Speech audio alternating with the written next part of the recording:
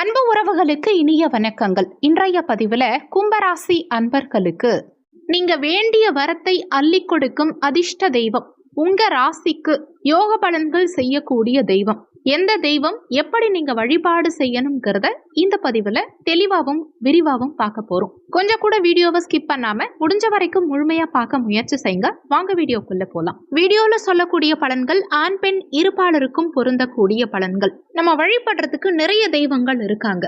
குலதெய்வம், இஷ்ட தெய்வம், இப்படி நிறைய தெய்வங்கள் இருக்கு.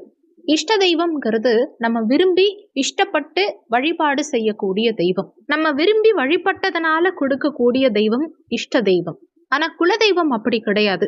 நம்ம விரும்பினாலும் விரும்பலனாலும் நமக்கு கொடுக்கக்கூடிய தெய்வம் குலதெய்வம். நம்ம கூடவே இருந்து நம்மள வாழ்க்கை முழுவதும் வழி நடத்தக்கூடிய தெய்வம் நம்ம குலதெய்வம். நம்ம விரும்புற தெய்வம் நம்மள வழி நடத்தும் தெய்வம்ங்கிறத தாண்டி நமக்கு அனுகூலம் செய்யக்கூடிய தெய்வம்னு சில தெய்வங்கள் இருக்கும் இல்லையா? அனுகூல தெய்வம், அதிர்ஷ்ட தெய்வம். அந்த அடிப்படையில உங்களுக்கு வாழ்க்கையில செல்வம், புகழ், கீர்த்தி இருக்கிற நிலையிலிருந்து அப்படியே உயர்வு பெறுவது. நீங்க எந்த ஊருக்கு போனாலும் சரி, எந்த மாநிலத்துக்கு எந்த நாட்டுக்கு போனாலும் சரி, எப்பேற்பட்ட பிரச்சனையில நீங்க சிக்கி இருந்தாலும் சரி, நமக்காக ஒருத்தவங்க இருக்காங்க அப்படின்னு ஒரு தெய்வத்தை நம்புவோம் இல்லையா? அந்த ஒரு மன தைரியத்தை கொடுக்கும் இல்லையா? அப்படிப்பட்ட அனுகூல தெய்வங்கள் அப்படின்னு நிறைய நம்ம முன்னோர்கள் சொல்லியிருக்காங்க. அதுல சித்தர்கள் நிறைய மூல நூல்கள்ல சொல்லப்பட்டிருக்க விஷயம், 5ஆம் இடம் ஜோதிட சாஸ்திரத்தின்படி 5ஆம் பாவகம் பூர்வ புண்ணிய ஸ்தானம். 5ஆம் இடத்து காரக கிரகம் எதுவோ, அந்த 5ஆம் இடத்து காரக கிரகத்தினுடைய ஆதிக்க தெய்வம் எதுவோ, அந்த தெய்வத்தை பிடிச்சு, அந்த தேவதை உங்களை பிடிச்சு வழிபாடு செய்ய வாழ்க்கையில அனைத்து வகையான, அதாவது 16 வகையான செல்வங்களையும் பெற்று மகிழ்ச்சியா வாழ்வாங்கன்னு சித்தர்கள் மூல நூல்கள்ல சொல்லியிருக்காங்க. கும்பராசியை பொறுத்த வரைக்கும் அவிட்டம் 3, 4ஆம் பாதங்கள், சதயம் 1, 2, 3, 4ஆம் பாதங்கள், பூரட்டாதி 1, 2, 3ஆம் பாதத்தை உள்ளடக்கியது கும்பராசி. கும்பராசிக்கு அதிபதி சனி பகவான். கும்பராசி கால புருஷனுக்கு லாபராசி, 11ஆம் ராசி. நீங்க என்னதான் உழைச்சாலும், எவ்வளவு வேலை பார்த்துட்டே இருந்தாலும் உங்களுக்கு முறையான ஊதியமும் லாபமும் கிடைக்கலன்னா அந்த தொழில் மேல உங்களுக்கு ஒரு ஈடுபாடுங்கிறது வராது. இவங்க என்ன உழைச்சாலும் இவங்களுக்கு லாபம் கிடைக்குதா அப்படின்னா நடக்கும் தசாபுத்தியை பொறுத்து சில நேரங்கள்ல தொழில் தடைகள், தொழில் பிரச்சனை, பண பிரச்சனை, அதிகப்படியான கடன்ல போய் சிக்கிக்கிறது, இந்த மாதிரியான சூழ்நிலைகளை எல்லாம் அனுபவிக்க வேண்டி வரும். குடும்ப நலம் சுபிட்சமா இருக்கிறதுக்கு இவங்களுக்கு ராசி அதிபதியா சனி பகவான் இருக்கிறதுனால இவங்களுக்கு இயற்கையாவே ஆஞ்சநேயர் மேல, விநாயக பெருமான் மேல அதீத அன்பும், காவல் தெய்வங்கள் மேல, குலதெய்வத்தின் மேல அதீதமான நம்பிக்கையும் ஈடுபாடும் இருக்கும். கும்பராசி அன்பர்களுக்கு குலதெய்வமே காவல் தெய்வமா இருக்கும்.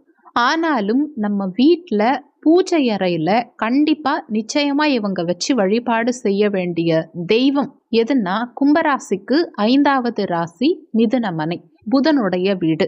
புதன்னு சொல்லிட்டாலே கல்வி அறிவு, புதன்னு சொல்லிட்டாலே ஒரு விஷயத்தை இன்னொருத்தவங்களுக்கு பேசி புரிய வைக்கக்கூடிய சாதுரியம், புத்தி சாதுரியம், இதுக்கெல்லாம் காரகத்துவம் வைக்கக்கூடிய கிரகம் புதன் பகவான். அப்போ சொல்வாங்க, ஒருத்தவங்களுக்கு கல்வி செல்வம், எத்தனை விதமான செல்வம் இருந்தாலும் சரி, கற்றோருக்கு சென்ற இடமெல்லாம் சிறப்பு. கும்பராசி அன்பர்கள் போகும் இடமெல்லாம் சிறப்பு. ஏன்னா 5க்கு அதிபதி புதனா இருக்கிறதுனால கல்வி அறிவு அதிகம் இருக்கும். இதுதான் உங்களுக்கான தன வருமானத்தை கொடுக்கக்கூடிய அறிவு. அதுக்குரிய கிரகம் சரஸ்வதி தேவி. அந்த சரஸ்வதி தேவியுடைய படம் கும்பராசி அன்பர்களுடைய பூஜை அறையில கண்டிப்பா இருக்கணும். அதுல வெள்ளை தாமரை மலர் மீது வீற்றிருக்கக்கூடிய அம்பால உங்க பூஜை அறையில வச்சு வெண்மை நிற மலர், எந்த மலரா வேணா இருக்கட்டும், வெள்ளை நிற பூக்களால, நறுமணமான வெள்ளை நிற பூக்களால சரஸ்வதி தேவிய வழிபாடு செஞ்சுட்டு வந்தா, அதே மாதிரி சரஸ்வதி தேவியுடைய படத்தை பேக்கெட்லையோ பர்ஸ்லையோ வச்சுக்கிட்டு எந்த காரியத்தில் இறங்கினாலும் சரி, அதில் உங்களுக்கு சக்ஸஸ் கிடைக்கும். காலையில் எழுந்ததுமே சரஸ்வதி தேவியனுடைய முகத்தில் முழிச்சா கல்வியா, செல்வமா, வீரமா, 3மே இவங்க கிட்ட நீங்காம இருக்கிறதுக்கு அந்த சரஸ்வதி தேவி துணையா இருப்பாங்க. வாழ்க்கையில வளர்ச்சி, முன்னேற்றத்தை நிச்சயமா ஏற்படுத்தி கொடுப்பாங்க. சொல்லியிருக்கக்கூடிய பலன்கள் கோச்சார பலன்கள். இது வெறும் 20% தான் ஒர்க் பண்ணும். மீதி 80% உங்க சுய ஜாதகத்துல, ஜனன கால ஜாதகத்துல உங்களுக்கு என்ன தசாபுத்தி நடக்குது, தசாநாதனும் புத்திநாதனும் எங்க சஞ்சாரம் செய்யறாங்க, என்ன மாதிரியான சாரம் வாங்கியிருக்காங்க, இந்த மாதிரி நிறைய விஷயங்களை பொறுத்து 80% உங்க வாழ்க்கையில எல்லாமே நடக்கும். அதனால வீடியோல சொல்லி இருக்கிறது அப்படியே என் வாழ்க்கையில நடக்கும்னு நினைச்சு எதுவும் பயப்பட வேண்டாம். ஜாதகம் பார்க்கறதா இருந்தா வீடியோல ஜாதகம் பார்க்கன்னு கொடுத்திருக்க நம்பருக்கு வாட்ஸ்அப் பண்ணுங்க. இந்த வீடியோல உங்களுக்கு ஏதாவது சந்தேகம் இருந்தா கீழே இருக்க கமெண்ட் செக்ஷன்ல சொல்லுங்க. நன்றி. மற்றும் ஒரு நல்ல பதிவோடு மீண்டும் உங்களை சந்திக்கிறோம்.